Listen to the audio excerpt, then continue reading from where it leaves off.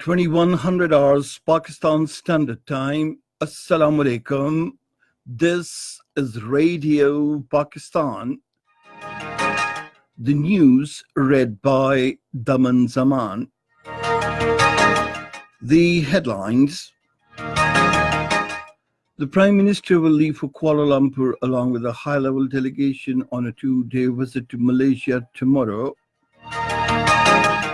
The government has set up 199 health information booths at various airports to tackle the spread of coronavirus. A United Nations report has admitted that Pakistan has been a victim of cross-border terrorism from Afghanistan. In Occupied Kashmir, the All Parties Hurriyat Conference has called upon the international community to play its role for the settlement of the Kashmir dispute in line with the United Nations resolutions. The head of the European Union's foreign policy will visit Iran tomorrow in an effort to de-escalate tensions in the Middle East. A three-day third Malam Jabba International Alpine Ski Competition begins from tomorrow. And now the news in detail. Prime Minister Imran Khan will leave for Kuala Lumpur tomorrow on a two-day visit to Malaysia. He's visiting on the invitation of his Malaysian counterpart, Mahathir bin Mohamad. The Prime Minister will be accompanied by a high-level delegation, including cabinet members and senior officials. During the visit, the two Prime Ministers would have tete-a-tete, followed by delegation-level talks. They will witness signing of important agreements and memoranda of understanding and have a joint press stakeout. Prime Minister Imran Khan will also address a think tank event organized by the Institute of Strategic and International Studies of Malaysia. During his various interactions, the Prime Minister will share his vision about Pakistan and underline Pakistan's positive contributions to regional and international peace and security. Imran Khan will also highlight the dire human rights and humanitarian situation in occupied Kashmir, emphasize the importance of averting risks to regional peace and stability posed by the Indian belligerents, and underscore the importance of peaceful resolution of Jammu and Kashmir dispute. The Prime Minister's visit is another sign of robust engagement between Pakistan and Malaysia and the shared commitment to further fortify the strategic partnership between the two countries. The Chairman Senate, Mohammad Sadiq Sanjarani, called on Muttahida Qawmi Movement Pakistan's leadership in Karachi today. During the meeting, matters pertaining to the current political situation came under discussion. He assured that the federal government's committee formed to address reservations of allies is working to resolve the issues raised by Muttahida Qawmi Movement Pakistan leadership. MQM Pakistan's convener Khalid Maqbool Siddiqui said his party is working for the resolution of problems being faced by the people of Karachi. The Special Assistant to the Prime Minister on National Health Services, Dr. Zafar Mirza, says 199 health information booths have been set up at various airports of the country to cope with the threat of coronavirus. In a series of tweets, he said these booths will provide answers to queries about common coronavirus. Dr. Zafar Mirza said the government of Pakistan is trying its best to ensure safety and well-being of our students in Wuhan, China. In order to provide assistance to the Pakistani community in China, the Embassy of Pakistan has established hotlines which may be contacted. The Special Assistant on National Health said around 100 other countries are not evacuating their citizens from Wuhan. The Minister for Communications, Murad Saeed, says sacrifices rendered by the people of Waziristan for peace in the country are commendable.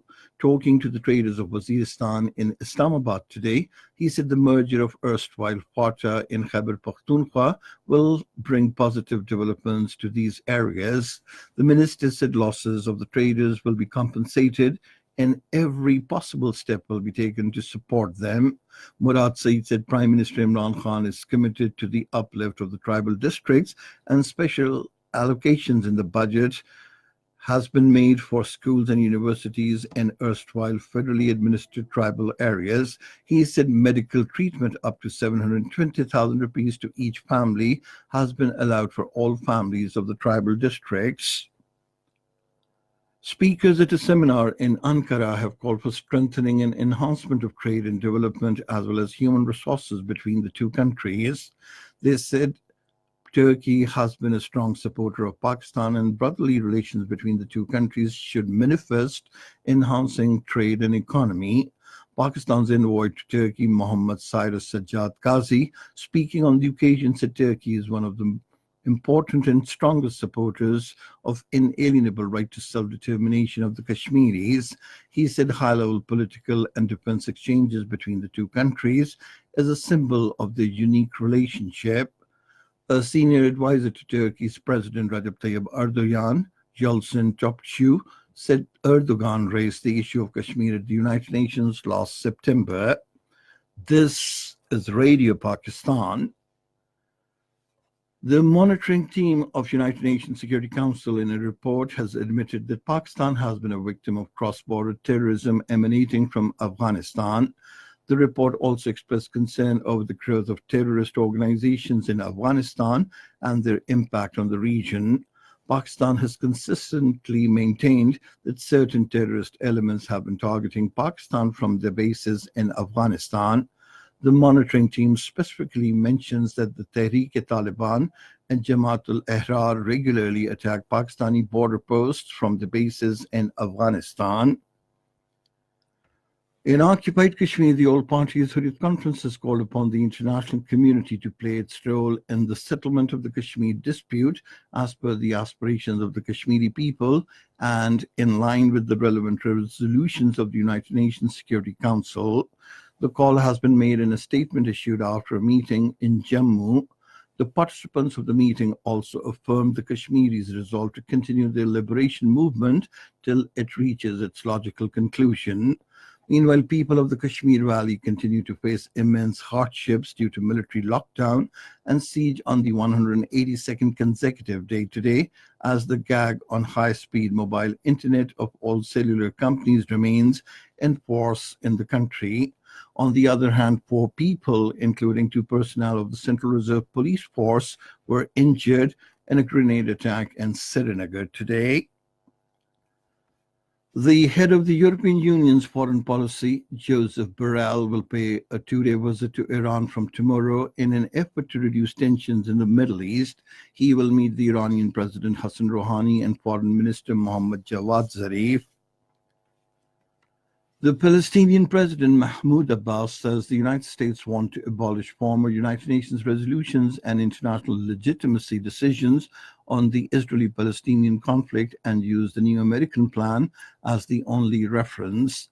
He stated this while speaking at an emergency meeting of the Arab foreign ministers in Cairo. President Mahmoud Abbas said the United States is a biased mediator and he will head to the United Nations Security Council to protest the deal and find a solution. He urged the formation of an international mechanism to implement the resolutions of the international legitimacy and the Arab Peace Initiative endorsed by the Arab League in Beirut in 2002.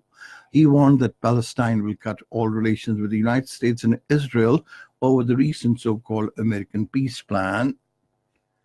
And now news about sports. A 3-day third Malam Jabba International Alpine Ski Competition commences from tomorrow. The event is being arranged by the Winter Sports Foundation in collaboration with Pakistan Air Force, promoting winter sports and adventure tourism in the country. 30 international and 20 national players will take part in the competition.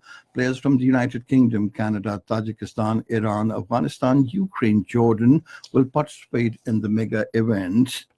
And finally, the weather.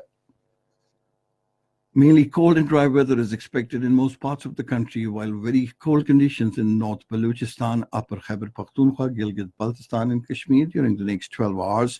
However, fog is likely to prevail in the plain areas of the Punjab. And that is the end of this news bulletin. For more news and analyses, log on to our website, radio.gov.pk, and you can also watch the live video streaming of our bulletins on the link facebook.com/Radio Pakistan News Official.